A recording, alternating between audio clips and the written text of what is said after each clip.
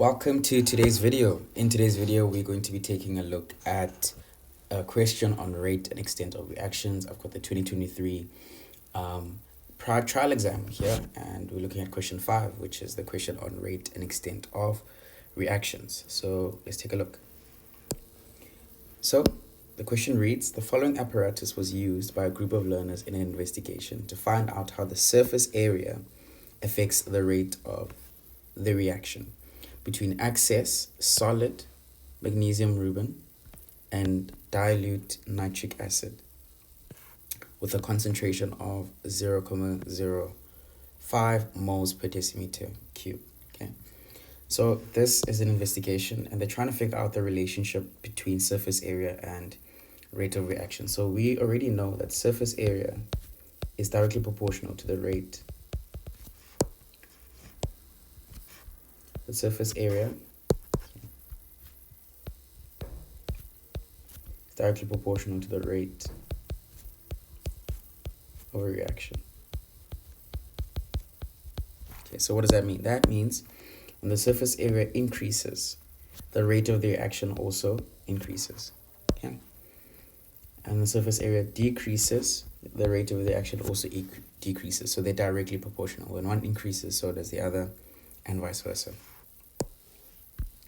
We can see the setup of the experiment done for us right here. And the question further reads that during the reaction, the gas formed is collected in the measuring cylinder. The balanced equation for the reaction is shown below. Okay, so that's the balanced chemical reaction, or chemical equation rather. And then a summary of the investigation is tabulated below. Right, so we can see we've got experiment 1 and experiment 2. We can also see we've got the mass of magnesium, and the mass of magnesium is kept the same. This is to keep the experiment fair. And then the only difference is that in experiment 1, you've got the magnesium ribbon cut into 5 pieces. In experiment 2, you've got the magnesium ribbon in 1 piece. Okay, so just by looking at this already, we can deduce that experiment 1 must be faster. The rate of experiment 1 must be faster, and experiment 2 will be slower. The reason for that is because you've got a greater surface area in experiment 1 because you've got 5 pieces, whereas in experiment 2 you've only got 1 large piece, so there's a smaller surface area for reaction to occur. So what does that mean for us? So that means that if we're to take a look at this graph, so this graph that we have drawn here is for experiment 1, because experiment 2 is slower, the gradient of the graph should be below. Okay, so the graph will look something like this, just below. Okay, because experiment 2's gradient is slower, therefore the gradient must be less steep in comparison to experiment 1. Okay, that's just by deduction, just by reading, we can already tell those two things. Okay, let's see what the first question says. So the first question says that besides the mass and the volume of the reactants, okay, so besides mass and volume, give one other variable that must be kept constant during this investigation. So to answer this question, we need to know what are the things that affect the rate of reaction. Okay, so they already told about the mass. They said we can't talk about mass, we can't talk about volume. So volume also relates to concentration. So we can't talk about those things. What else must be kept constant for this reaction to be fair? Okay, so to answer that question, we know there's about 5 things that affect the rate of reaction. Okay, so we are already investigating the surface area of a solid. So that means this is allowed to change, but everything else that we have here is not allowed to change. So it really depends on what you pick, is dependent on what is in being tested or what is in the reaction. Okay, so we don't have a catalyst, so we won't look at that. So it's either concentration or temperature, okay, that must be kept constant in order for this to be a fair reaction. So to answer the first question, so question 5,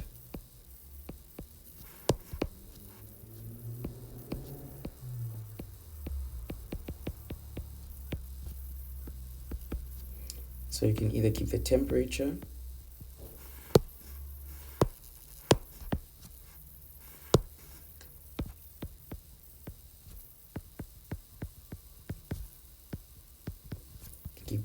the same, or you can keep concentration. Okay.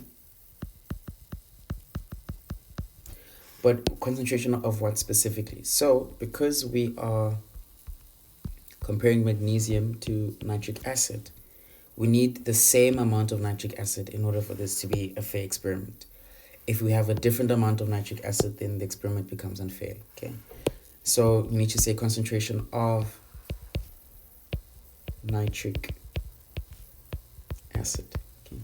The reason why we add this last part of nitric acid is because the examiner wants you to be specific and doesn't want you to just,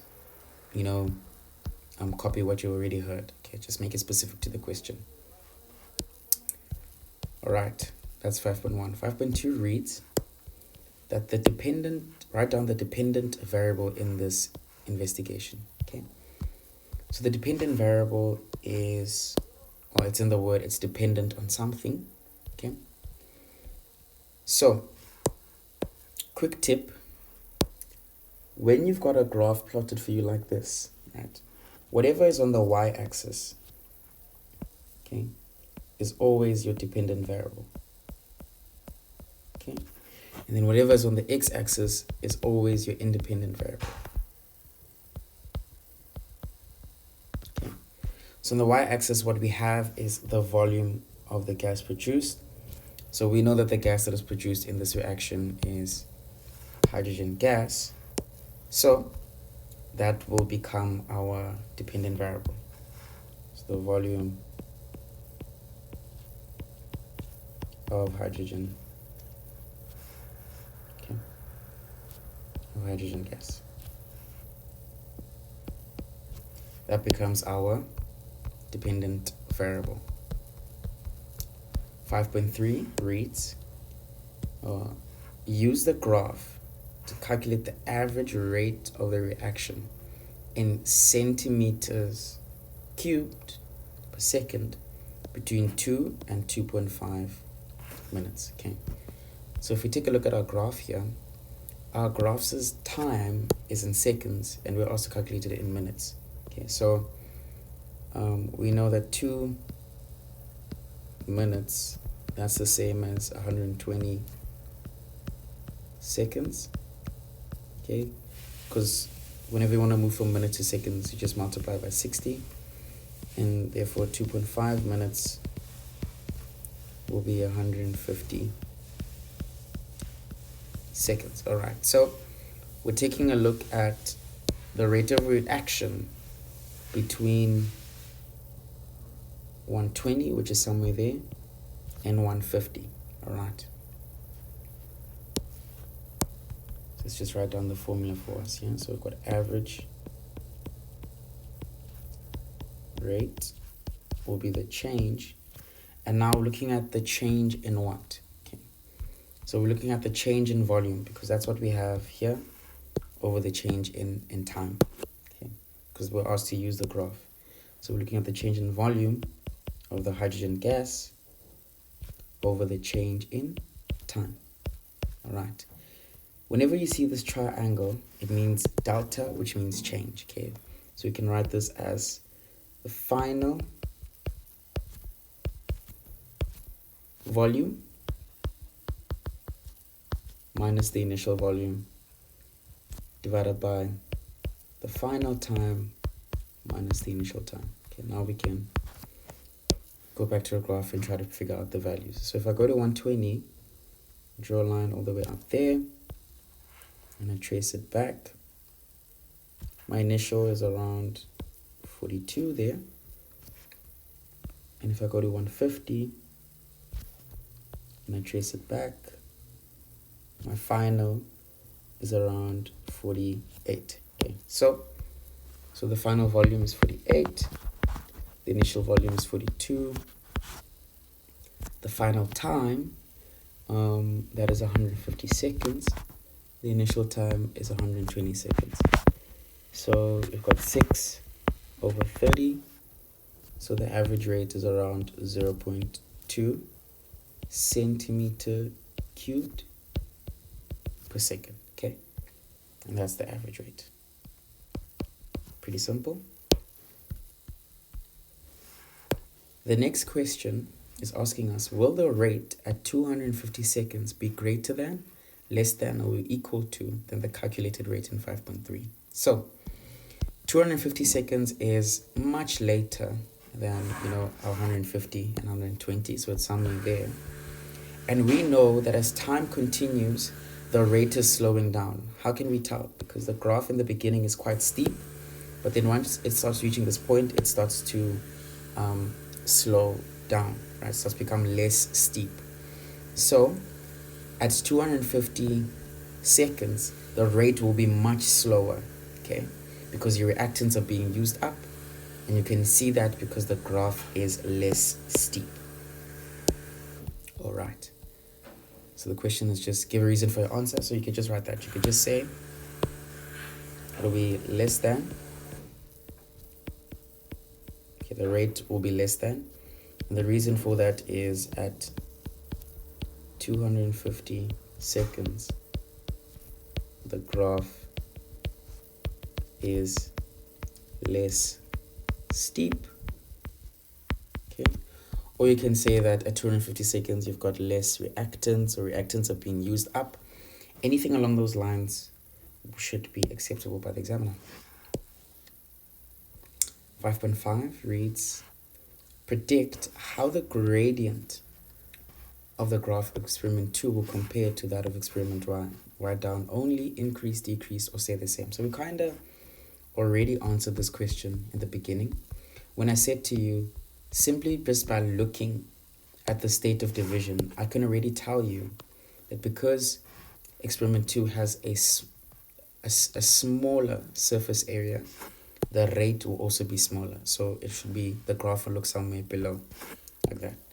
So most definitely the gradient for experiment 2 will be smaller, or it will decrease in comparison to experiment 1.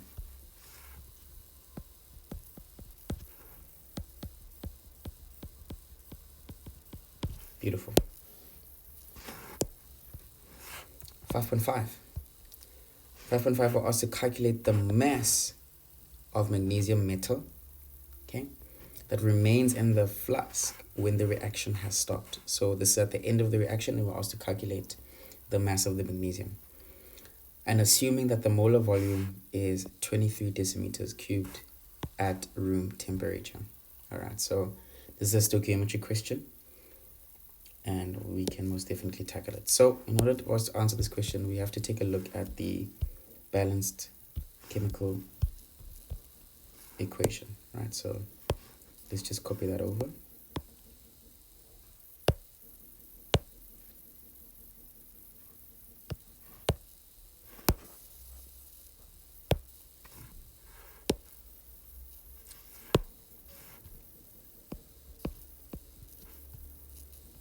Maybe let's start at a new page. Oh, there we go. We've got the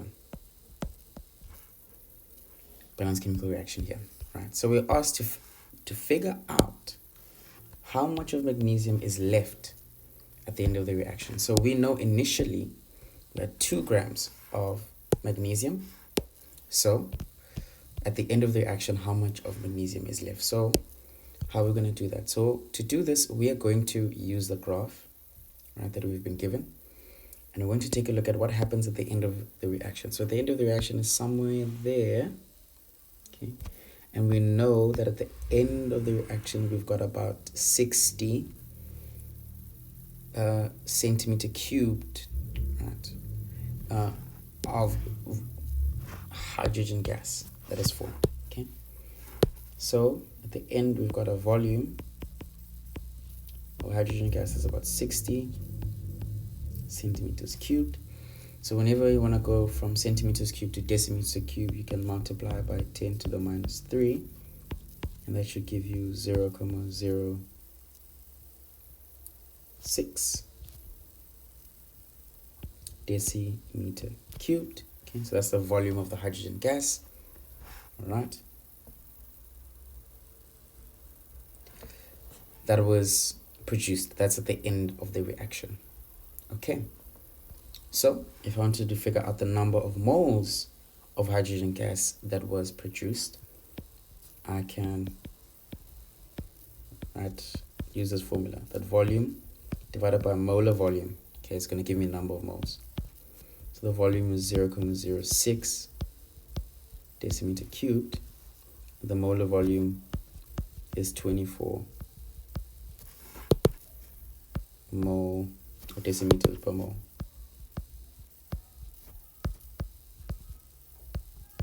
All right. So then if I put all that in a calculator,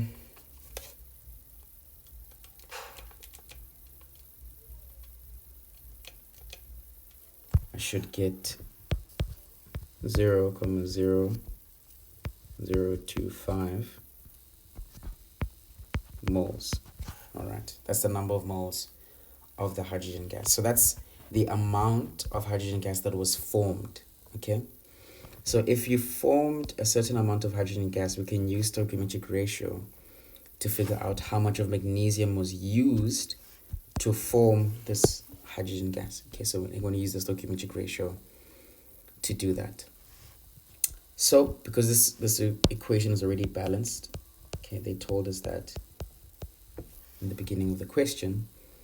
So we can look at the stoichiometric ratio between magnesium and hydrogen gas, and we can see there's a 1-to-1 relationship. So if I wanted to figure out the number of moles that was used of magnesium to form the hydrogen gas, I can just use this approach. Okay. So because already it's 1-to-1, if I cross multiply there and cross multiply there, therefore my x will be 0.0025 moles. Okay. And this is the number of moles of magnesium. And this is the magnesium that was used, okay, that was used to form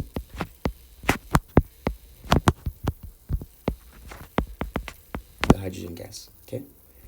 So I've got it in a number of moles. Let's see if I can get it in mass. So how can I do that? So there's a relationship that says the mass is equal to the number of moles multiplied by the molar volume. So number of moles is 0.0025.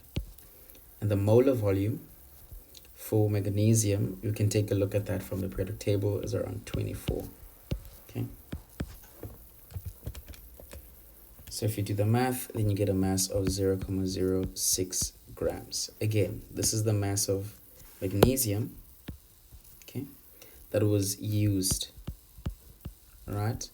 So if I want to know how much is left, I can say, okay, the mass magnesium that is left will be the 2 grams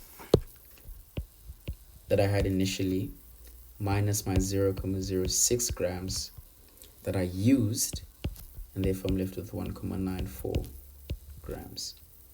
Okay, so that's the amount of magnesium that has been left behind at the end of the reaction. Okay, quite simple. The next question reads, the last one actually, says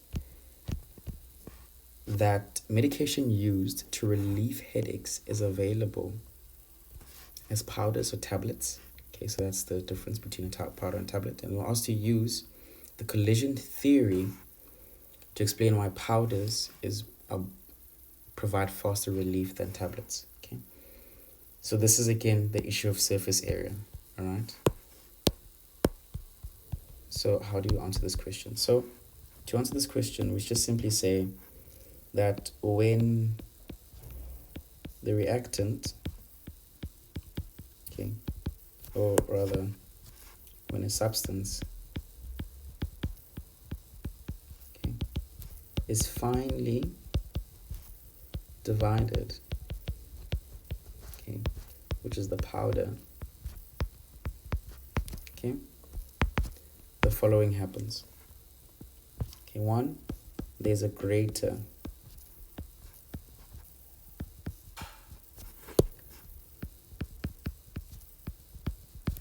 surface area, okay, for collisions to occur.